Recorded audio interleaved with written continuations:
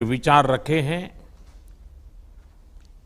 वह बहुत ही महत्वपूर्ण है। हम सभी देश की सीमाओं की रक्षा में दिन रात लगे हमारे वीर जवानों के साथ चट्टान की तरह खड़े हैं। उनकी वीरता, उनके कौशल, उनकी सूझबूझ पर देश अटूट विश्वास रखता है। इस सर्वदलीय बैठक के माध्यम से मैं शहीदों के परिवारों को भी ये विश्वास दिलाता हूं कि पूरा देश उनके साथ है, पूरा देश उन्हें नमन करता है। साथियों, पूर्वी लद्दाख में जो हुआ उसको लेकर आपने रक्षा मंत्री जी और विदेश मंत्री जी को सुना भी और प्रेजेंटेशन को भी देखा। न वहां कोई हमारी सीमा में घुस आया है,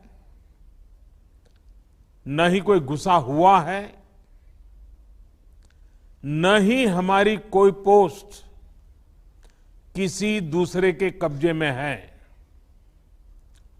लद्दाख में हमारे 20 जाबाज शहीद हुए, लेकिन जिन्होंने भारत माता की तरफ आंख उठाकर देखा था, उन्हें वो सबक सिखा कर गए हैं। उनका ये शौर्य, ये बलिदान हमेशा हर भारतीय के मन में अमिट रहेगा। साथियों, निश्चित तौर पर चीन द्वारा एलएसी पर जो किया गया है उससे पूरा देश आहत है, आक्रोशित है। ये भावना हमारी इस चर्चा के दौरान भी आप सबके माध्यम से बार बार प्रकट हुई है। मैं आपको भी आश्वस्त कर रहा हूं कि हमारी सेना देश की रक्षा के लिए कोई कसर नहीं छोड़ रही है। डिप्लॉयमेंट हो, एक्शन हो, काउंटर एक्शन हो, जल थल नभ में हमारी सेनाओं को देश की रक्षा के लिए जो करना है वो कर रही है। आज हमारे पास ये कैपेबिलिटी है कि कोई भी हमारी 1 इंच जमीन की तरफ आंख उठाकर भी नहीं देख सकता। आज भारत की सेनाएं हर सेक्टर में एक साथ मूव करने में पूरी तरह सक्षम है। ऐसे में हमने जहां एक तरफ सेना को अपने स्तर पर उचित कदम उठाने की छूट दी है, वहीं दूसरी तरफ डिप्लोमेटिक माध्यमों से भी चीन को अपनी बात दो टूक स्पष्ट कर दी है। भारत पीस और फ्रेंडशिप चाहता है, लेकिन अपनी सॉवरेनिटी की रक्षा हमारे लिए सर्वोपरि है और आप सबने भी इसी भाव को प्रकट किया है। साथियों, बीते 5 वर्षों में देश ने अपनी सीमाओं को सुरक्षित करने के लिए बॉर्डर एरिया में इंफ्रास्ट्रक्चर डेवलपमेंट को प्राथमिकता दी है। हमारी सेनाओं की दूसरी आवश्यकताओं जैसे फाइटर प्लेन्स, आधुनिक हेलीकॉप्टर, मिसाइल डिफेंस सिस्टम आदि पर भी हमने बहुत बल दिया है। नए बने हुए इंफ्रास्ट्रक्चर की वजह से खासकर एलएसी में अब हमारी पेट्रोलिंग की कैपेसिटी भी बढ़ गई है।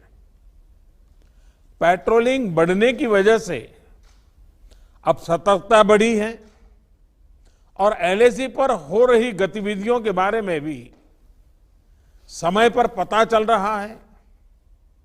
जिन क्षेत्रों पर पहले बहुत नजर नहीं रहती थी, अब वहां भी हमारे जवान अच्छी तरह से मॉनिटर कर पा रहे हैं, रिस्पॉन्ड भी कर पा रहे हैं।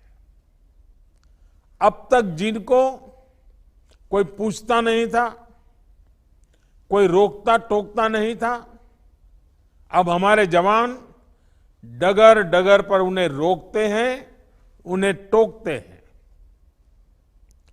बेहतर हो रहे इंफ्रास्ट्रक्चर से एक मदद ये भी मिली है कि हमारे जवान जो उस कठिन परिस्थिति में वहां तैनात रहते हैं, उन्हें साजो सामान पहुंचाने में आसानी हुई है।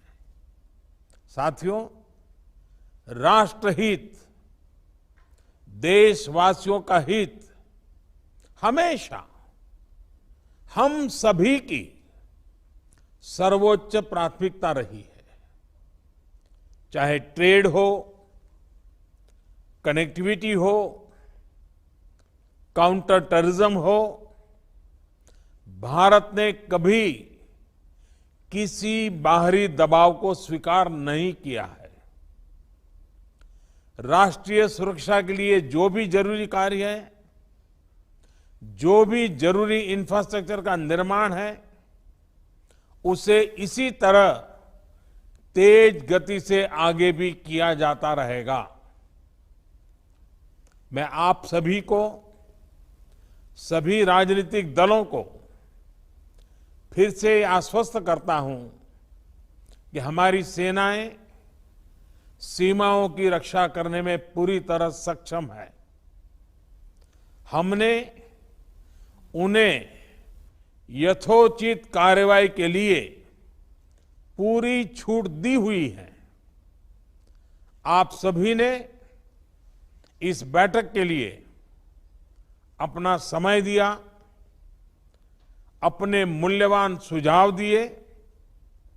इसके लिए मैं सभी दलों का, आप सभी नेतृत्वगण का हृदय से बहुत बहुत आभार व्यक्त करता हूं और आपके सुझाव आगे की रणनीति में बहुत लाभकर्ता होंगे, ये मुझे पूरा विश्वास है। मैं फिर एक बार इस एकता का संदेश देने में आप जो बढ़ चढ़ करके आगे आए हैं, वे सेना का मोरल तो बढ़ाएगा, देश के लोगों की हिम्मत बढ़ाएगा, लेकिन दुनिया को भी जो संदेश जाना चाहिए वो पहुंचेगा। और इसलिए आज की मीटिंग में आपकी सकारात्मक भूमिका का बहुत मूल्य है, उसका बहुत ऐतिहासिक महत्व है। और इसलिए भी आप सभी अभिनंदन के अधिकारी हैं। मैं फिर एक बार आप सबका धन्यवाद करता हूं। नमस्कार।